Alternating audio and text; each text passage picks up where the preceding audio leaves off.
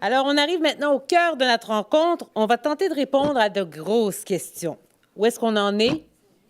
Qu'est-ce qu'on peut faire? Et qu'est-ce qu'on doit faire pour supporter, accompagner une sortie définitive de la prostitution? Alors, on va d'abord donner la parole à nos invités qui se réinstallent tranquillement. Pour commencer, Madame Diane Matt de la Clé, on va vous donner le temps de vous asseoir, Madame Matt. Ah oui. Oui. J'ai changé de mobilier de place aussi. Avez-vous besoin d'un coup de main? Je vais remettre le micro, je pense.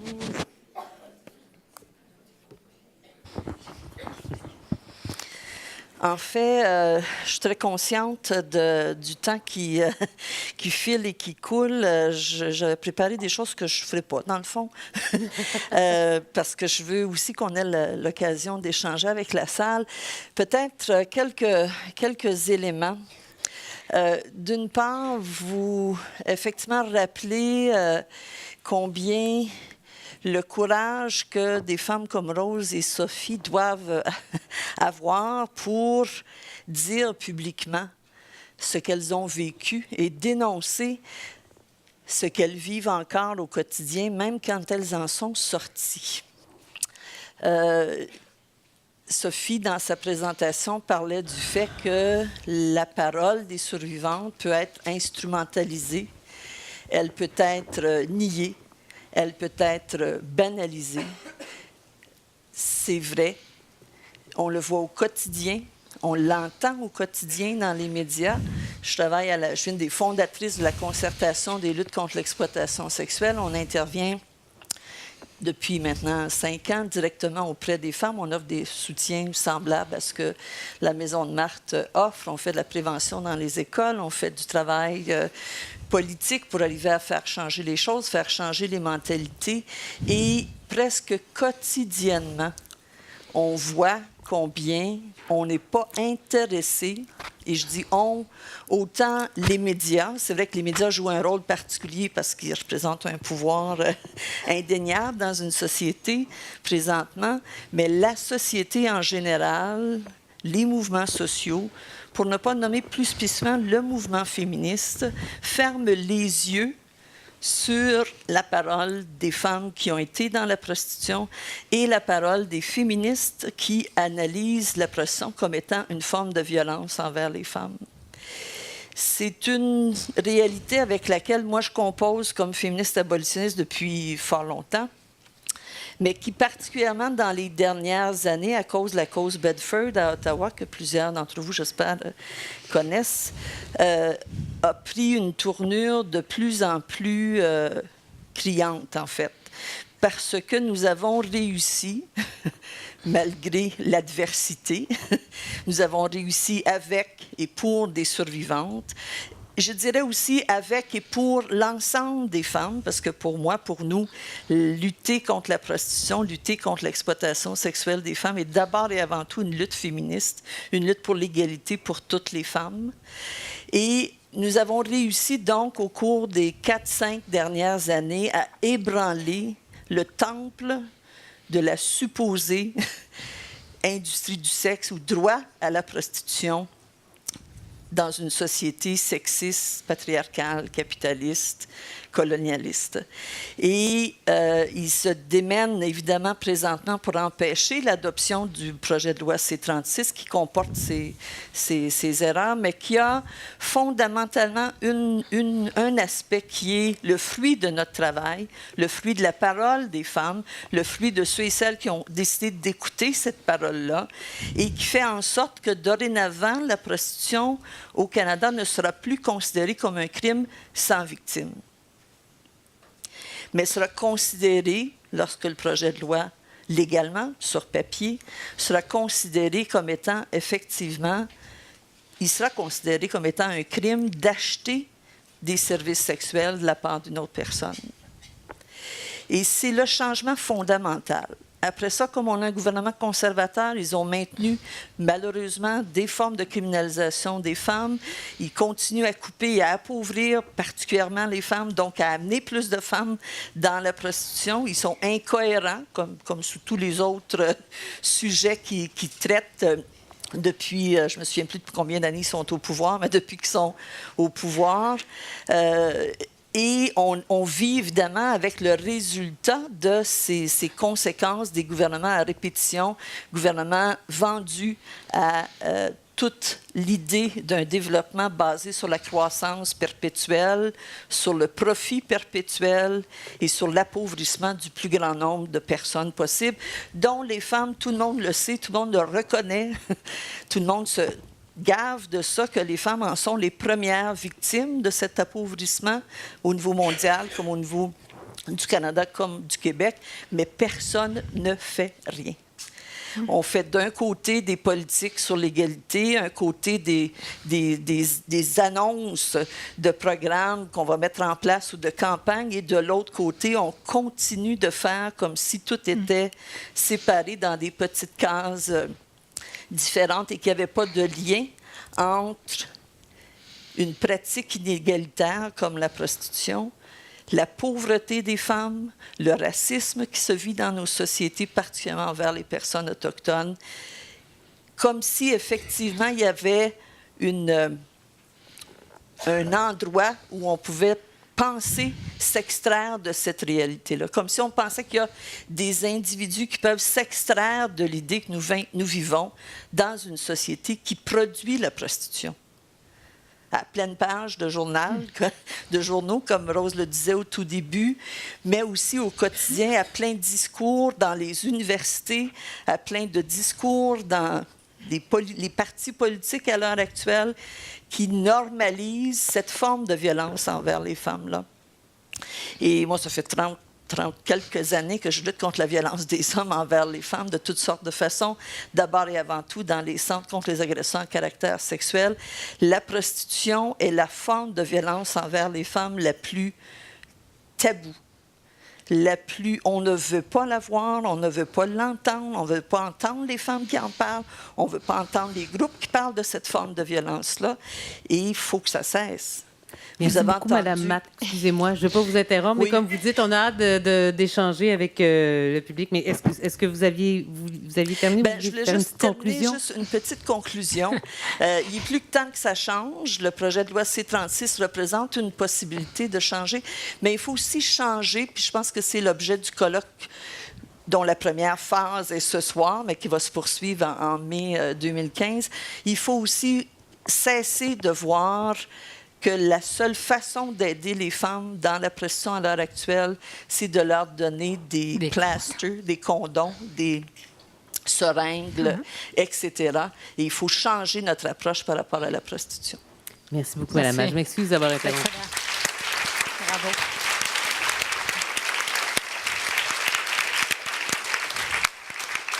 Je passe la parole maintenant à Mme Julie Miville-Deschênes du Conseil du statut de la femme. Je serai brève avant qu'il ne reste plus personne. Là. Je crois mais écoutez, beaucoup de choses ont été dites, donc je ne répéterai rien de ce qui a été dit, particulièrement les témoignages de Rose et Sophie.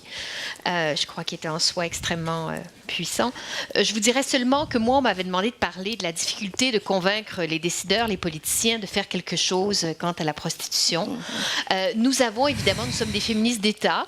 Alors, on a écrit un beau rapport il y a presque 3 ans, excellent, je vous conseille de le lire sur notre site, mais la publication de ce rapport, qui s'appelle « La prostitution, il est temps d'agir », a donc fait qu'enfin, il y avait un document chez les féministes d'État qui disait que nous étions abolitionnistes. Des groupes comme celui, évidemment, La Clé avait agi depuis des années, mais disons que ça rendait la lutte à un autre niveau, je dirais. Donc, effectivement, 3 gouvernements successifs pour essayer de les convaincre, parce qu'il y en a eu 3 depuis 3 ans, que la prostitution était un sujet important. Or, malheureusement, comme vous le savez, ce n'est pas un sujet où il y a beaucoup d'électeurs concernés, disons-le. Premier obstacle. Ensuite, il est beaucoup plus facile de comprendre la thèse des travailleuses du sexe pour les décideurs que la thèse du modèle suédois asymétrique. On punit les clients, mais pas les femmes. Bref, c'est assez complexe à comprendre. Donc, il y a une difficulté, je vous dirais, d'expliquer ça. Et troisième notion, probablement la plus importante, nous vivons dans une société où la notion de choix individuel est sacro-sainte.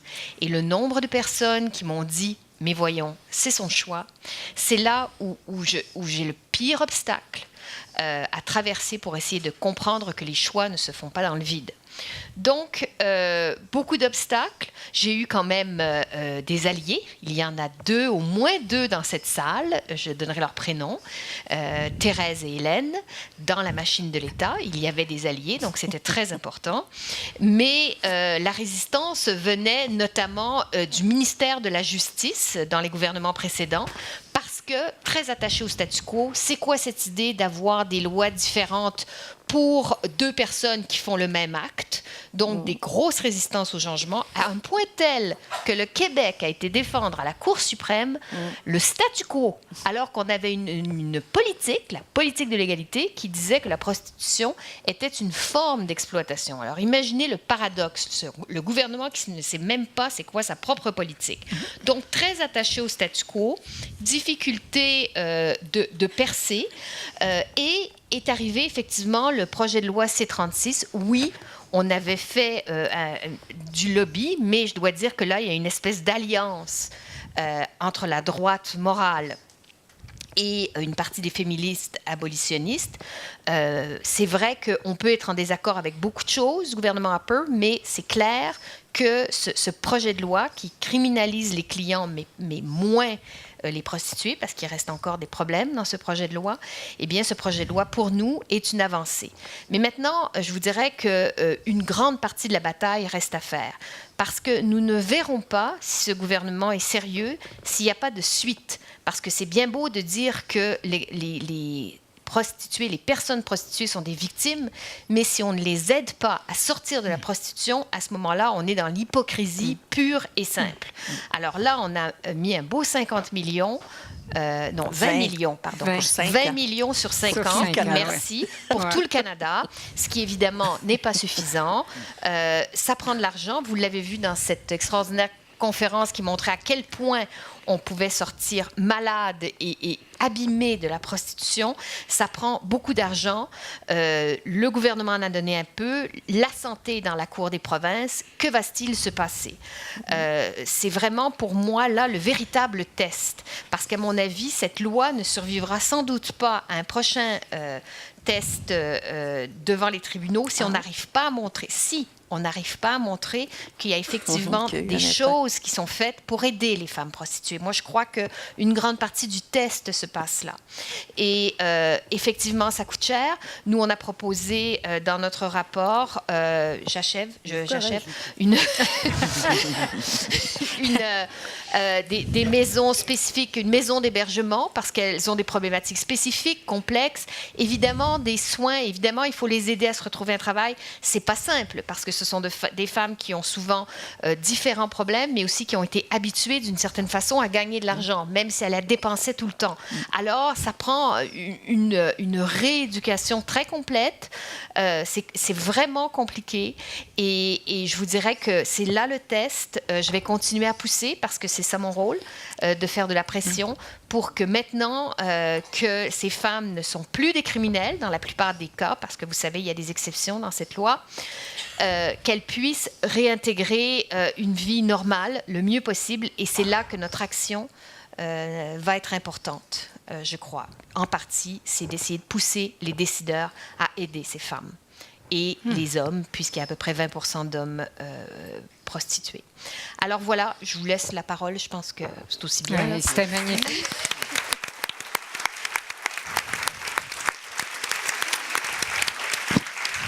Mesdames, on va faire une petite négociation en direct. Excusez-nous, on a quelques mots à s'échanger. Est-ce que vous souhaitez qu'on ouvre la période de questions tout de suite? On n'avait pas prévu ça tout de suite, mais est-ce que vous... je pense que c'est mieux, parce que...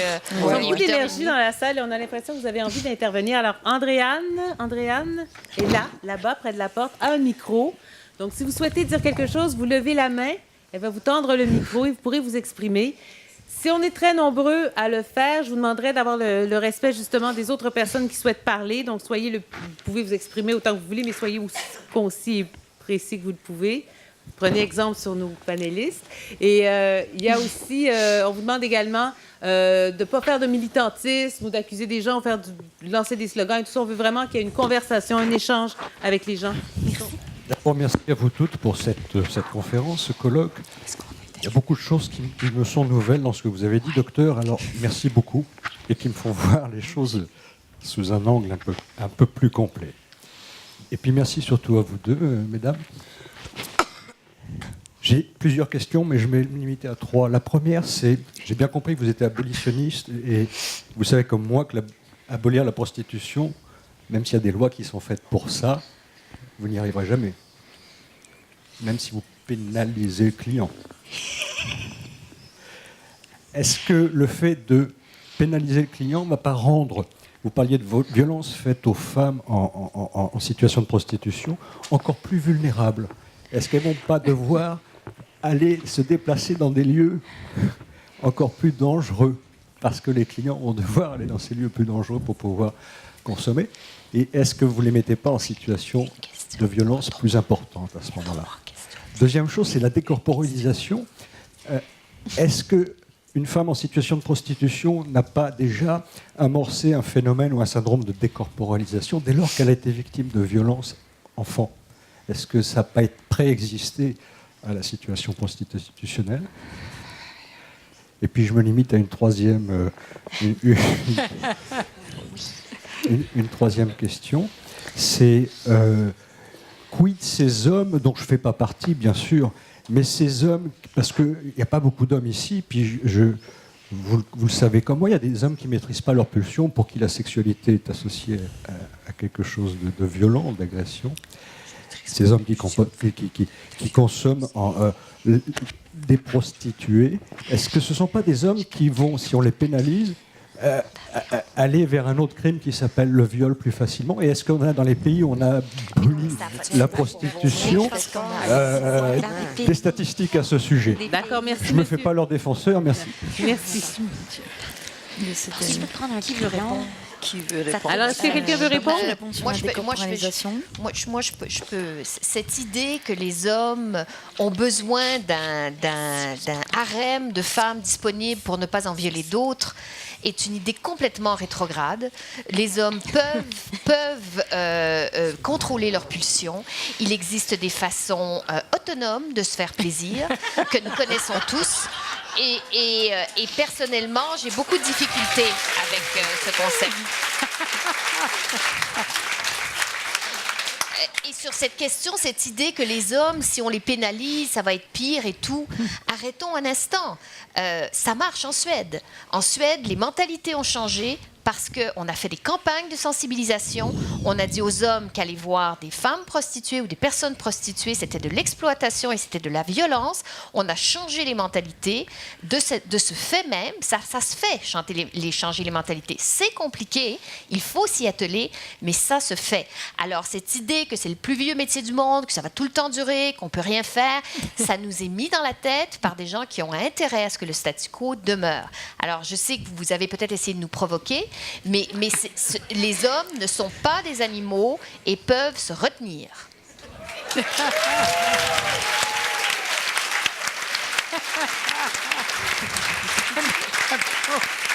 pense qu'elle a bien répondu. Ouais, vraiment. Est-ce que quelqu'un d'autre sur le panel qui veut réagir? Oui, Diane? Peut-être au premier, le premier élément, à savoir qu'on ne peut pas abolir la prostitution. Je parlais dans ma présentation de mes cheveux blancs qui parlent depuis combien de temps je lutte contre la violence des hommes envers les femmes. Si on avait eu cette attitude-là par rapport à la question de la violence conjugale ou des agressions à caractère sexuel, nous n'aurions aucunement avancé dans la société québécoise ou même au niveau international par rapport à cette lutte-là. Il y a... Quand on parle de prostitution, ça me rappelle quand on allait dans les écoles au début des années 80 parler de viol et qu'on nous disait, ben voyons donc. Ou bien la femme courait après, ou bien le gars, effectivement, avait des pulsions. Il y a pas... Pauvre lui, elle l'avait trop excité, il n'était pas capable de se retenir. C'est du b.a.-ba de il y a 30 ans. qu'on entend par rapport à la question de la prostitution. Et je pense que quand on ne rêve pas à une société différente, ben on ne trouve pas les moyens d'y aller. Et moi, je crois au rêve, je crois à l'importance de changer la société, et c'est à ça qu'on invite les hommes et les femmes de se joindre. Il faut rêver pour avancer, sinon on stagne. Peut-être moins. Merci. Diane, est-ce qu'il y a quelqu'un d'autre qui veut réagir? Oui. Alors, sur la question de la décorporalisation, non, les personnes qui ont été victimes de viol, que ce soit dans l'enfance ou à l'âge adulte, elles sont parfois victimes de ce qu'on appelle les phénomènes de dissociation. Effectivement, il y a des phénomènes dissociatifs qui apparaissent, qui sont en rapport avec la mémoire traumatique que je vous ai décrite, où il y a cette dissociation qui apparaît avec les états de clivage, avec l'anesthésie ressentie, avec la sécrétion d'endorphines, etc. C'est en rapport avec la mémoire traumatique qui s'inscrit dans le post-traumatic stress disorder. Moi, ce que j'ai décrit dans la décorporalisation, c'est en rapport avec des violences qui sont subies à répétition, des actes sexuels subis à répétition. Il faut que ce soit des effractions corporelles à répétition et qu'il y ait une durée dans le temps. Donc la décorporalisation, il faut qu'il y ait quelque chose de répétitif, de subi à répétition. On a apparition de symptômes d'anesthésie comme ça dans d'autres types de populations, comme les personnes victimes de toxicomanie, où il y a un psychanalyste qui s'appelle Patrick Declercq en France, qui a travaillé sur les populations de clochards. Lui, il n'appelle pas les SDF parce que les sans domicile fixe, c'est encore autre chose. Donc les clochards qui sont victimes de conditions extrêmement rudes dans la rue, qui vivent des conditions climatiques terribles, qui vivent des addictions aussi à l'alcoolisme, à d'autres choses, et il a décrit la folle ataraxie, où on voit aussi ces personnes qui arrivent aux urgences avec des fractures ouvertes, avec des états de maladie extrêmement avancés, et qui ne ressentent absolument plus la douleur. Mais il faut aussi que ce soit des états de vie dégradés extrêmement répétitifs, prolongés. Donc ça n'a rien à voir, ce que vous demandez par rapport au viol dans l'enfance, c'est une effraction ponctuelle qui se produit une fois ou si on dit 2 fois, et là on est dans l'état dissociatif de la mémoire traumatique. Ce que je voulais vous dire aussi pour ce que vous disiez sur les personnes prostituées plus vulnérables qui vont être obligées de se déplacer. En Suède, depuis qu'ils ont l'application de la loi, il y a un policier qui a répondu à cette question, ça l'a fait beaucoup rire, et il a dit on n'a absolument pas constaté de déplacement des personnes prostituées du centre de Stockholm, qui sont toujours au centre de Stockholm, et on ne voit pas pourquoi les personnes prostituées elles auraient été obligées de se déplacer, et les clients ils auraient été obligés de faire des kilomètres pour aller les chercher en banlieue, et la prostitution de toute façon aurait complètement disparu, et c'est le but de ce qu'on veut avec cette loi abolitionniste de pénalisation du client, c'est la disparition de la prostitution. Donc de toute façon, ça aurait résolu le problème. Il dit les prostituées elles sont toujours là au centre-ville de Stockholm. Et à Paris, on a le même effet avec depuis qu'on envisage cette loi de pénalisation du client et qu'elle a déjà été adoptée à l'Assemblée nationale. On n'a absolument pas constaté de migration de la population en situation de prostitution à la périphérie de la zone urbaine. Donc il n'y a pas de vulnérabilisation de la population en situation de prostitution en rapport avec la loi de pénalisation du client. Quant à ce que vous disiez, l'augmentation des viols, si il y avait une pénalisation du client, on constate que les endroits qui connaissent le plus de violences sexuelles, c'est les endroits où la prostitution a été légalisée. Exactement. Donc aux États-Unis, c'est l'État du Nevada qui a légalisé la prostitution, où il y a des bordels qui fleurissent partout. C'est l'État où il y a le plus de violences sexuelles, où les femmes sont le plus victimes de viols. Et en Europe, c'est l'Allemagne et les Pays-Bas qui ont réglementé la prostitution. Et c'est là où on constate une augmentation des violences sexuelles. Parce que quand on est dans un pays, on considère qu'on peut acheter une femme. Bah, quand vous n'avez pas d'argent, bah, qu'est-ce que vous faites? Vous volez. Vous voulez violer, vous violez. Une femme qui s'achète, un corps de femme qui s'achète, on peut avoir accès libre pour tout le monde. Donc si vous considérez que une femme c'est un bien marchand, finalement quand vous n'avez pas d'argent dans votre poche pour l'acheter, qu'est-ce que vous faites quand vous n'avez pas d'argent? Vous la volez. Voler une femme c'est la violer. Donc un pays qui considère qu'une femme c'est un bien marchand, finalement c'est là où vous avez le plus de violences sexuelles, c'est dans les pays réglementaristes. Bon, ben merci pour ces réponses très...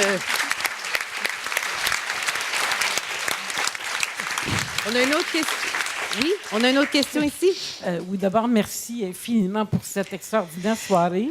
Je voulais revenir sur l'utilisation du terme tabou que Diane a indiqué précédemment. Je suis assez d'accord pour dire que c'est une lutte très, très dure qui est entourée de plein de tabous et de difficultés, mais je voulais peut-être un peu donner d'espoir. Je pense que c'est quand même possible.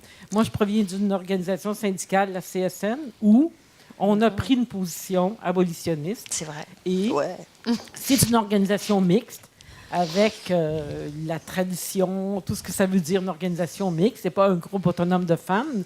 Et ça s'est fait de façon super intéressante. Et moi, je pense qu'il y a moyen d'avancer. Et ça veut dire aussi d'agir dans les milieux de travail. Et ça va se faire petit à petit. Alors moi, je pense que on peut espérer quand même que tout ça finisse par avoir un effet sur les mentalités. Ma question maintenant, c'était sur la question de la conjoncture actuelle, les coupures, qu'est-ce qui s'en vient. Moi, je suis inquiète. J'aimerais vous entendre si vous avez, je sais pas, des informations ou si vous pensez qu'il faudrait qu'on soit un peu plus en alerte et vigilante parce qu'il y a plein de programmes qui risquent d'être coupés. Et moi, je suis assez inquiète du peu de ressources que les organismes ont actuellement et d'appui aux survivantes. Alors, est-ce que vous avez quelques commentaires ou quelques pistes de solutions? Est-ce que quelqu'un veut répondre? Les craintes pour les coupures, je pense que tout le monde doit les avoir depuis, encore plus depuis quelques semaines. Mais ma crainte à moi, la plus concrète par rapport au dossier de la lutte contre l'exploitation sexuelle et la prostitution, c'est l'adoption ou la non-adoption d'un plan d'action de lutte contre l'exploitation sexuelle qui était en route là, depuis les 3 gouvernements, qui était dans les suites de la politique d'égalité au Québec. Il y a eu une consultation dans toutes les régions du Québec. Il y a un rapport qui est quelque part. Est-ce qu'il sera tabletté? Ou de toute façon, est-ce que ce sera un rapport tout simplement qui restera justement sur la tablette, mais qui ne sera pas accompagné d'actions et d'investissements? Il y a aussi, comme je lui disais, le niveau fédéral, l'application de la loi. C'est quelque chose de voté, cette loi-là. Après ça, elle doit être appliquée. L'application de la justice, elle est la responsabilité des provinces. L'application de la question de la santé, services sociaux, c'est de la province. Et s'il n'y a pas de transfert d'argent du fédéral au provincial, c'est clair, et que le provincial n'investit pas, c'est clair qu'on ne verra pas de changement. Ça va demeurer effectivement un changement théorique, mais les femmes, effectivement, et les groupes qui viennent en aide, comme la Maison de Marthe, la Clé à Montréal, on survit déjà. Hein? C'est clair qu'on est dans une période où on ne fonctionne qu'avec des petits projets. Et le financement par projet, si vous avez déjà vécu ça, c'est mortel quand on en a. Et c'est clair que moins il y a de possibilités de financement, ça fait en sorte que moins de femmes peuvent effectivement ou bien s'organiser entre elles, comme on a entendu de la part des survivantes, ou bien effectivement avoir accès à des organismes comme les nôtres. Oui, alors écoutez, c'est clair qu'on partage une certaine crainte. Moi, lueur d'espoir, on a une nouvelle ministre de la Condition féminine qui est aussi ministre de la Justice cette fois. Oui. Donc, je sais qu'elle a une sensibilité face à cette question, qu'elle ne croit pas, dans la plupart des cas, au choix individuel dans le cas de cela. Donc, il faut continuer à faire pression parce qu'évidemment, je prends par exemple la Maison de Marthe, parce que c'est un groupe qui est arrivé, entre guillemets, sur le tard, elle n'a pas eu de subvention récurrente parce que la caisse était déjà vide quand elle a demandé une subvention. Donc, il y a aussi c'est inacceptable de mon point de vue qu'un groupe comme la Maison de Marthe, qui fait justement dans la sortie de la prostitution, n'a pas de financement assuré. Donc, il faut pousser, il faut se faire entendre et c'est ce qu'on essaie de faire.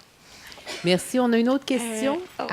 Oui. Si je peux juste me permettre rapidement, je te promets. Oui, allez-y. Ben c'est sûr que s'il y a des coupures, évidemment, sur tout ce qui est services sociaux, les femmes vont être davantage fragilisées, ce qui va faire qu'il y a peut-être des femmes qui vont entrer dans la prostitution pour pouvoir survivre, mais aussi, ça va aussi maintenir les femmes aussi dans la prostitution parce qu'elles n'auront pas accès à des services qui vont pouvoir les aider à en sortir. Un point.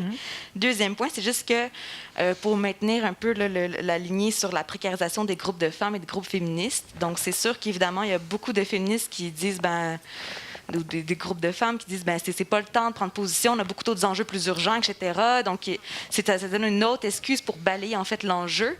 Et aussi, ça donne des craintes de prendre position sur la prostitution parce qu'on a peur de perdre des appuis qui sont si difficiles à avoir. On a peur de perdre aussi tout un réseau de bénévoles aussi qui, en ce moment, justement, quand on coupe, on aime bien avoir des bénévoles. Ça permet aussi, en fait, d'avoir une peur, en fait, de perdre un financement aussi. Donc, évidemment, ça fragilise aussi donc, les mouvements des femmes. Et aussi, quand on est en train de courir après du financement, on n'a pas de temps pour s'engager sur des luttes de fond et des luttes de longue haleine.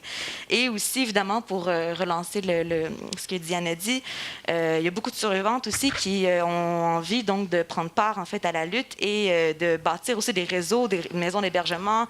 Et il y en a qui sont intervenantes, il y en a qui, peu importe, ils ont plein d'expérience et d'expertise et elles aimeraient avoir aussi du financement pour les aider. Mais évidemment, donc, quand déjà des grands noms ont de la misère à survivre, évidemment, c'est pas le temps pour des projets qui peuvent être très innovateurs et très intéressants sur le plan d'aide pour les femmes dans la prostitution ou des femmes qui ont été dans la prostitution. C'est très difficile de pouvoir partir des projets dans ce contexte-là et de donner les ressources et du temps aussi aux femmes pour leur permettre de développer ces ressources-là. Voilà. Merci, Sophie.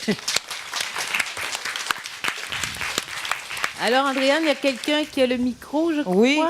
Premièrement, félicitations pour la belle conférence. Ma question s'adresse principalement...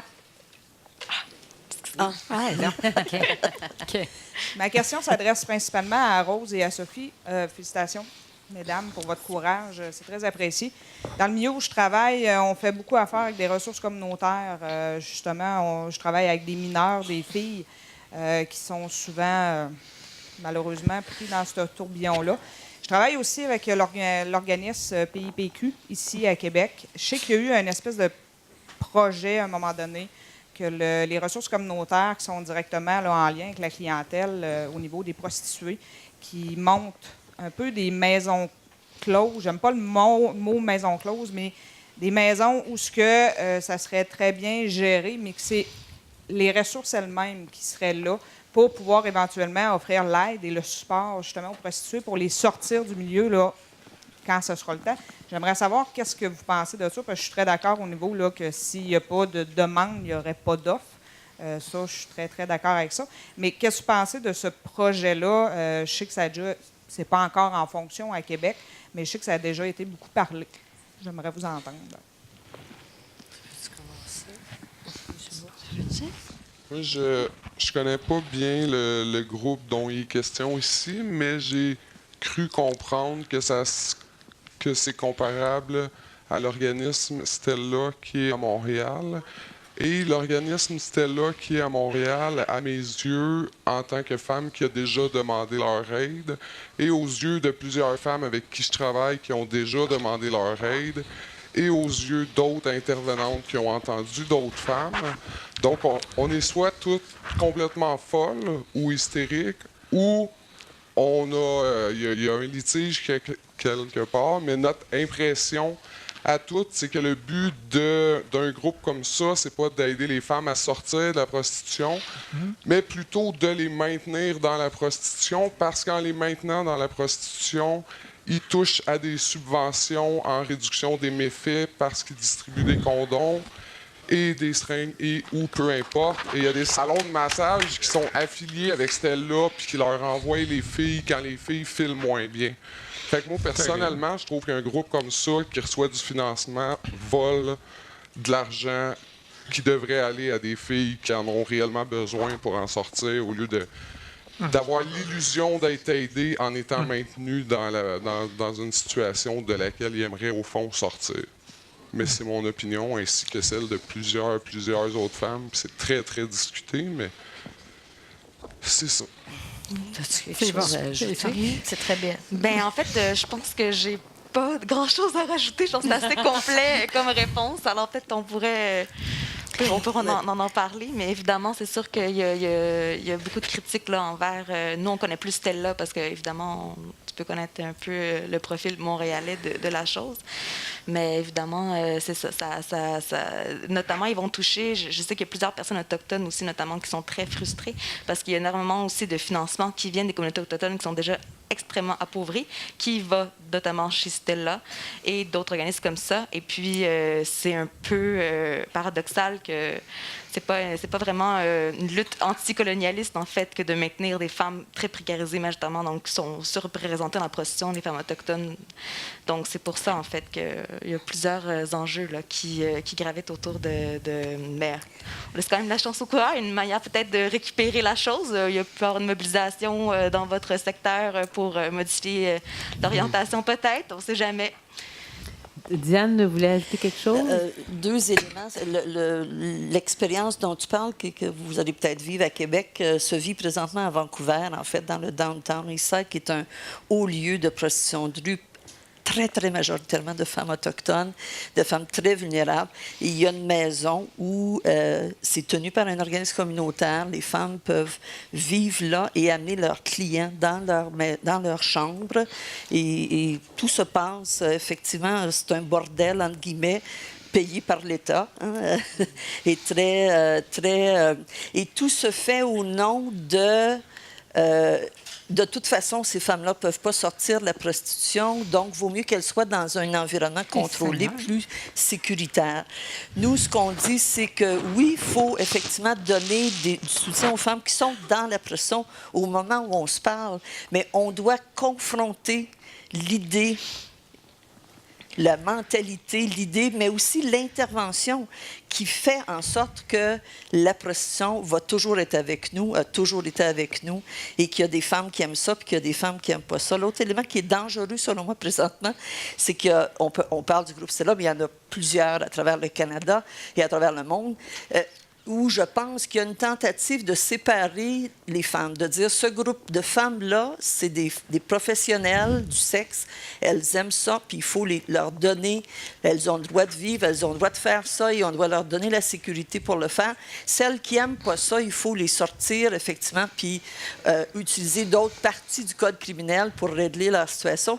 Mais encore une fois, ce type de pensée-là, au-delà des organismes, mais ce type de pensée-là part du principe que la prostitution est une question de choix pour les femmes et non pas une problématique sociale et une problématique liée aux inégalités vécues par toutes les femmes.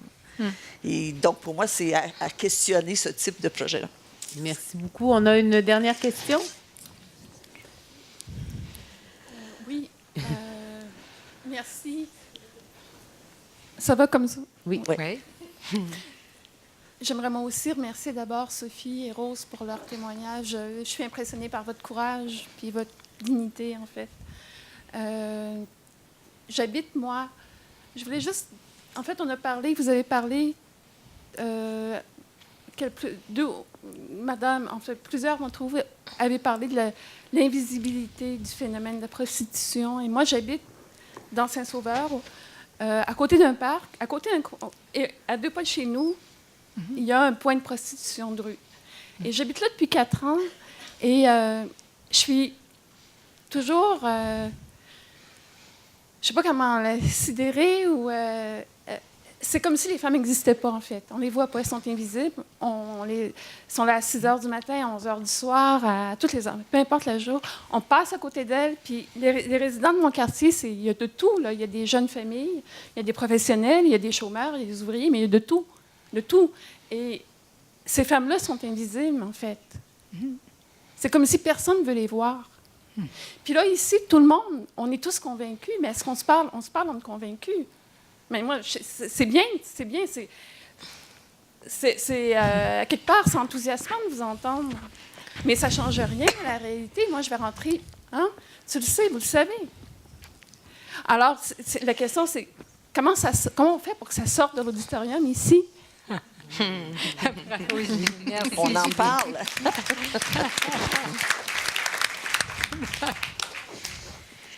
Une dernière question? J'ai envie de faire un commentaire parce Oui, qu'il allez-y, s'agit Rose. de ma belle-fille et je suis ravie de son intervention.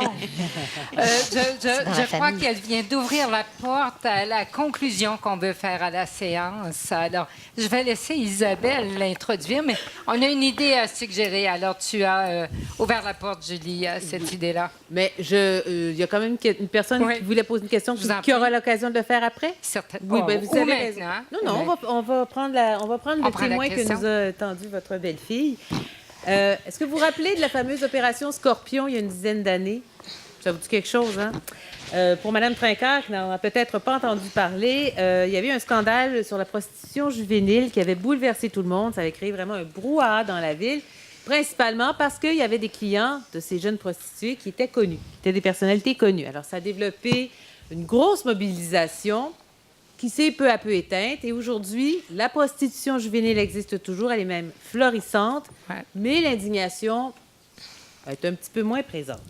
Alors, nous, on s'est dit que cette indignation-là, très forte qu'il y a eu une dizaine d'années, devrait s'étendre à toute la prostitution, quelle qu'elle soit. Et on a pensé, Madame Rose a pensé, pas moi certain, si on faisait de Québec la première ville en Amérique du Nord sans prostitution. Wow. Ça existe. Ça existe. Ça se peut. Il y a la ville de Glasgow qui a réussi. Alors, il n'y a aucune raison que ça ne puisse pas marcher ici. Oui, c'est ça. Bien, justement, pour parler au maire Labaume, qu'est-ce qu'il faut Ça faire? devrait aider votre Émile. Non. Non, Il faut que le public, il faut que le peuple Ouais, parle. c'est ça. Ça l'énerve. Puis il Ça, pourrait ça battre introduit.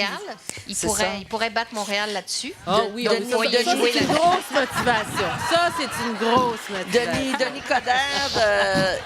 Ah oui, c'est ça. Ça va Denis être Coderre et Labaume qui vont dire c'est qui le premier. Ben, d'autant plus que Denis Coderre, en campagne électorale, a dit effectivement qu'il voulait que c'était tolérance zéro à Montréal contre la prostitution et l'exploitation. Ah, ben, on va s'en servir comme argument. Donc, et il y a zéro fait depuis qu'il est au pouvoir. On va faire bouger M. Labaume avec ça. Alors, on veut vous mobiliser, vous qui êtes ici, donc, comme disait la jeune femme, qui êtes mobilisée, qui êtes sensibilisée.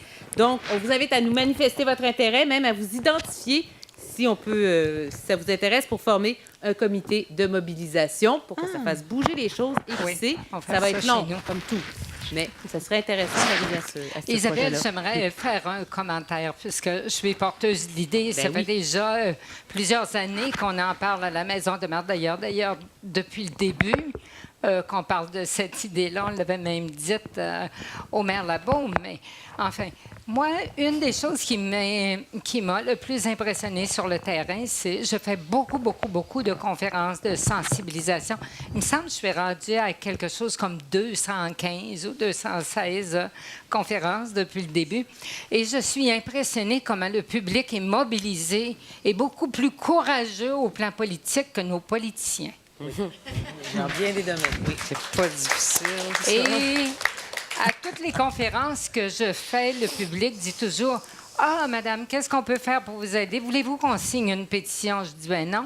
Si vous signez une pétition, après, vous allez partir, je vais rester avec la liste de noms, puis on va rien faire. » Alors, l'idée ce soir, c'est de vous dire, à la Maison de Marthe, nous sommes prêts à monter un comité pour l'abolition de la prostitution et que Québec, vieille capitale, devienne la première ville en Amérique sans prostitution.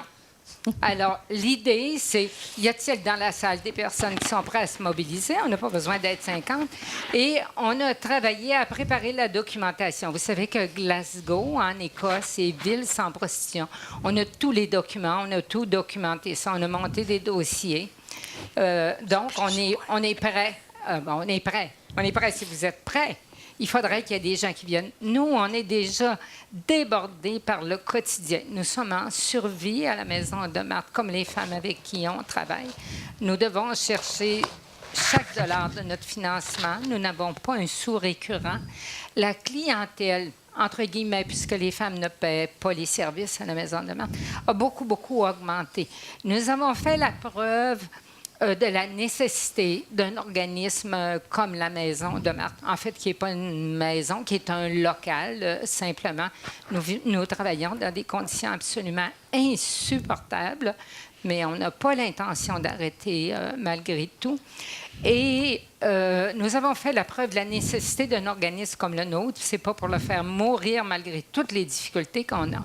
La deuxième démonstration que nous avons faite, c'est de notre capacité, notre compétence scientifique, parce que toutes nos données s'appuient sur la science, à réussir à accompagner les femmes à travers tous les processus de sortie pour une sortie définitive de la prostitution.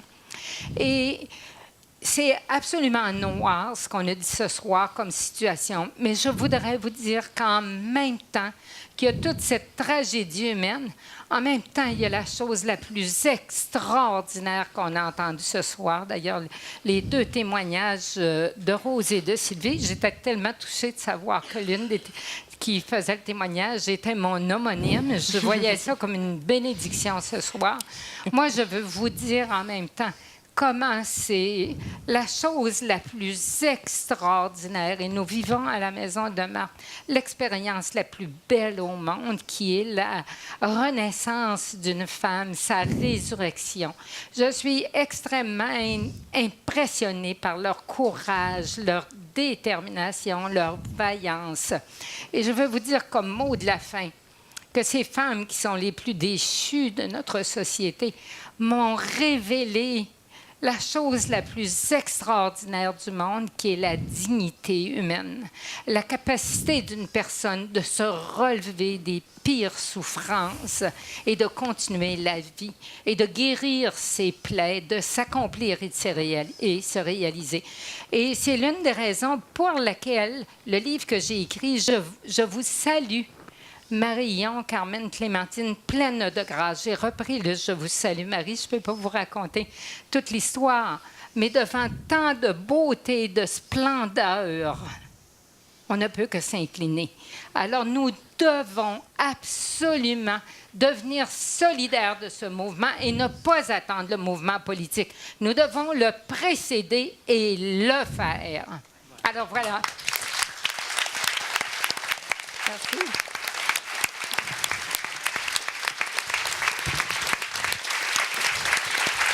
Bon, ben, on va dire que c'était le mot de la fin, Rose.